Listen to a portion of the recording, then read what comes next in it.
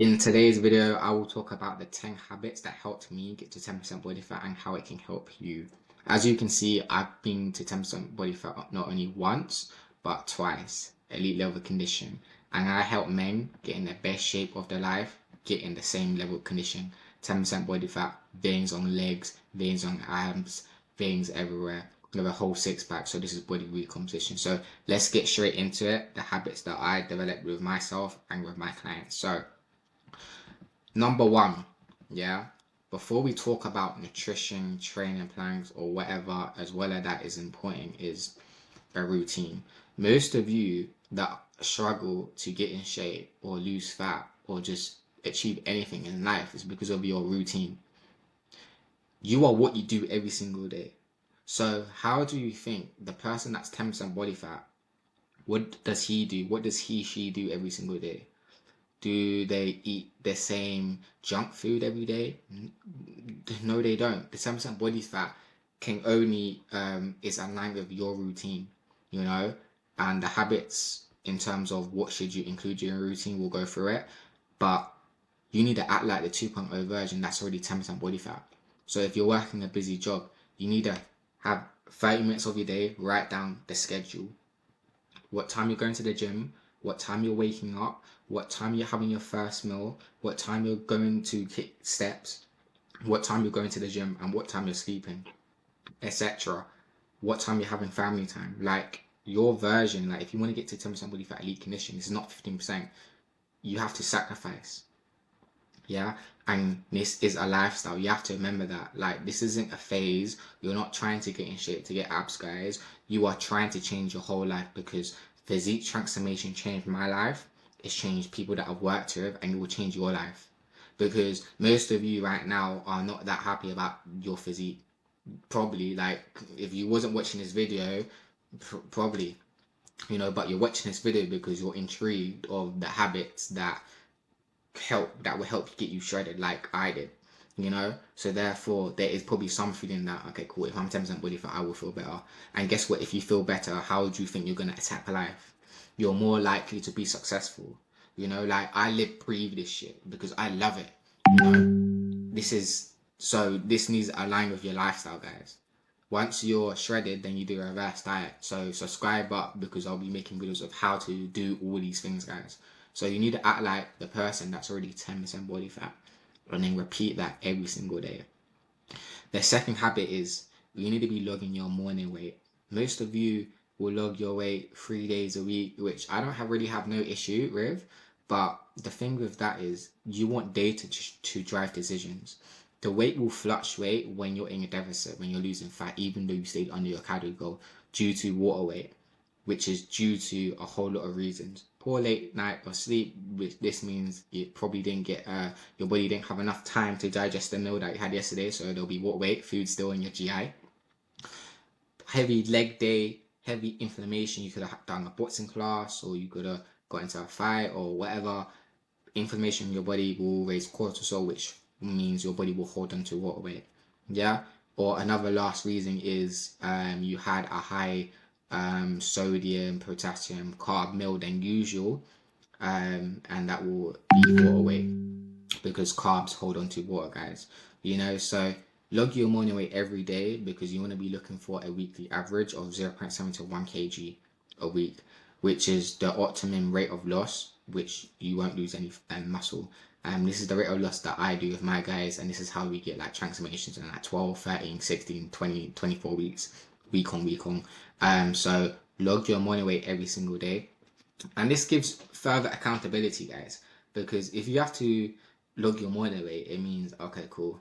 If I had a massive cheeseburger, if I had a massive off-plan meal that was way over my calorie goal, not tracked, and then you just gain weight 2 kg, that's gonna be mind games for you as well. That's gonna throw you off. Obviously, like I said, if the water weight don't weigh too much, but you want week on week progress, and the scale can be a measure of progress for that, as you're losing the weekly average 0.7 1 kg a week. So this will hold you extra accountable. So doing this first thing in the morning, don't do it in the gym, can be inaccurate, or in the evening, keep it standardized, guys. The third habit is track your calories. Like, most people don't do this. Like you will never get to 10% body fat. I can say with chest, with confidence, if you don't track your calories, because most of you have no idea how much food, yeah, or how much calories is in a certain amount of food. Like, can you tell me what 100 grams of raw basmati rice has? How many calories is that? Or 30 grams of dark chocolate? Yeah, that's about 180 calories.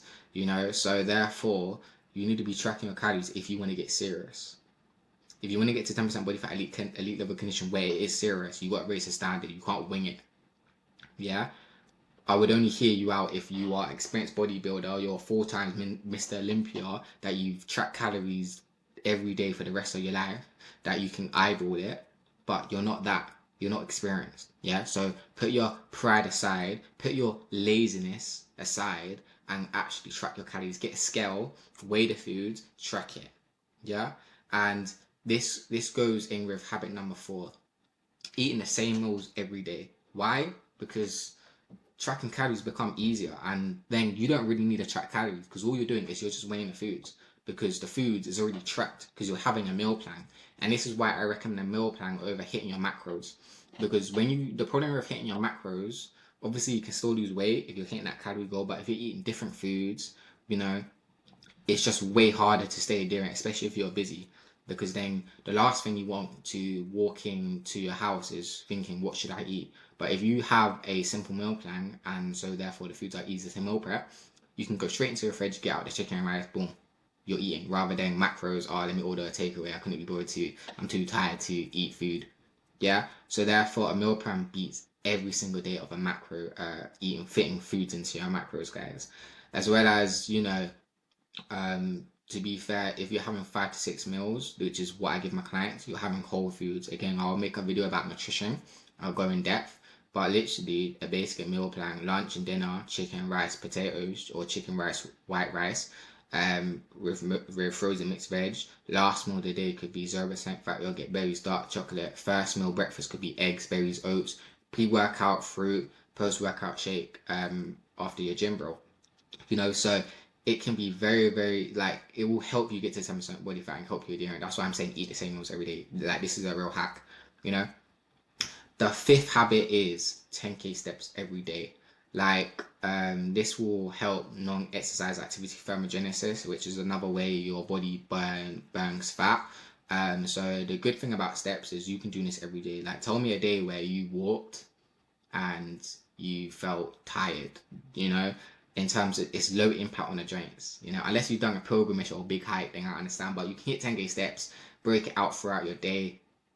People will be like, oh, I struggle to hit steps. I mean, right now you can get a walking pad at home if you work a desk bound, if you work at home, or if you're very busy. What I like to do, I wake up in the morning, I hit steps first thing because I have the time. But if you don't have the time, again, look at your routine, try fitting the steps as much as possible, because this is a really good way to burn fat, because it runs at a low cost of fatigue, meaning you can do it every day.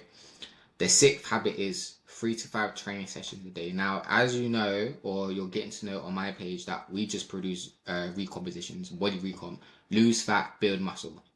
So we're not here to get you skinny, we're here to build you muscle, as well as getting you shredded to 7% body fat. So the biggest aspect of you building muscle or holding muscle tissue is training stimulus. So make sure you're having 2-3 sessions a day, 3 sessions a week minimum. So 3 sessions could be 2 full body, 1 shoulder and arms day. A 4-day split could be full body push, full body pull, and the 5-day split could be push pull legs, chest and back, delts and arms. As well as it adds to your overall purpose. I mean, why would you want to be 10% body fat skinny? Like, that's not aesthetic. That is not aesthetic physique. You want to be 10% body fat with muscle tissue. So make sure in those resistant training sessions, you're training near to failure. You're training to intensity. You're logging what you did last week. That's another habit I could throw in there. Log your numbers. So beat what you did last week. Be more rep, more weight, or execution in terms of the arm pathway. Was your rep slower? Yeah, 3 seconds, you controlled it a lot easier than last week, to help you feel the mind to muscle connection, to really, help you increase mechanical tension. So make sure you're going in the gym two days a week minimum, guys. I'm telling you. The seventh habit is daily cardio. Why? Well, there's two ways you lose fat, guys. The two primary ways is through through food. You're being in a calorie deficit, remember, and then through cardio, you're movement, which is steps, cardio. So make sure the cardio you're programming, at least if you're starting out 20 minutes a day, so it's 140 minutes across the whole week. This will increase the deficit, which you need to obviously lose 0.7 to 1 kg a week, guys. And then, as you know, yeah, I'm the biggest advocate for keeping food as high as long as possible. When the weight loss starts to plateau out, you can increase cardio first, yeah, to like, let's say 20 minutes to 30 minutes on the Stairmaster. So making sure you're keeping your heart rate 120 to 130 beats per minute rather than asking about what's the fancy cardio routine. You don't need a cardio routine, yeah. Just keep your heart rate 120 to 130. The eighth habit is sleeping 7 to 9 hours.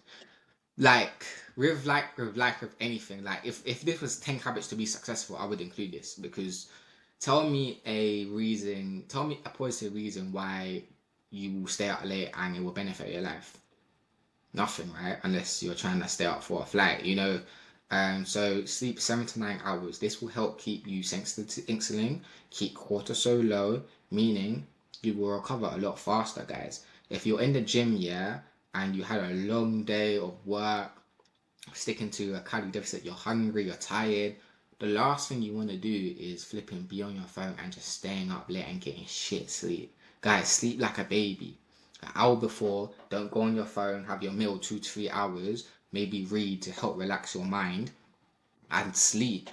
This will increase your chances of building muscle and losing fat, guys. I'm telling you, you will sleep your way to lean, as well as optimize your energy levels if you really want to get to 10% body fat, because trust me, the last 2 weeks, mate, it gets hard. The ninth habit is saying no. Like, most of you don't do this. You know, you have no self-respect, you have no integrity. This is why you're in the same old toxic relationship, probably. You know, your family and friends will test you every day, every week, to be like, you know, this ain't like you. This ain't like the 2.0 version. Are you sure? It's only a little bite. It's only a little bit of chips. Can't really hurt. They don't understand the diet, guys. They literally don't understand the diet. So say the word no, because you're gonna get tested, and then you will feel better the next day when you jump on the scale and one, the weight has gone down, or two, you look in the mirror and you look leaner. I'm telling you, like, the pain of regret is 10 times worse than the decision that you said, okay, cool, I'm gonna eat that cheat, I'm gonna eat that burger. You get that instant gratification, dopamine, and then you feel like shit. Guys, say the word no. Like, that word will save you. And the last habit is showing up every day. You know, like, you need resiliency, determination, consistency to get to 10% body fat, because like the scale weight will fluctuate, that will put you off. When you're tired, you won't want to go to the gym or do your cardio. When it's painful to walk, I've been there twice, it hurts to fucking walk one time, guys. But I was like, I just got this shit done, because this is a lifestyle. Yeah. When you're hungry at night and you want to eat that cheat meal, but you gotta sleep. You're thinking about food. I'm telling you, but accept the hunger. Just show up and you will get the job done. I'm telling you guys, you know. So look, those are my 10 habits to get to 10% body fat. If you need my help, which I've done with other guys, you know, over 10 times in a row, link in bio to book a call with me, and we will discuss how we can do this for you and get you set up as straight as possible. I'll see you guys tomorrow.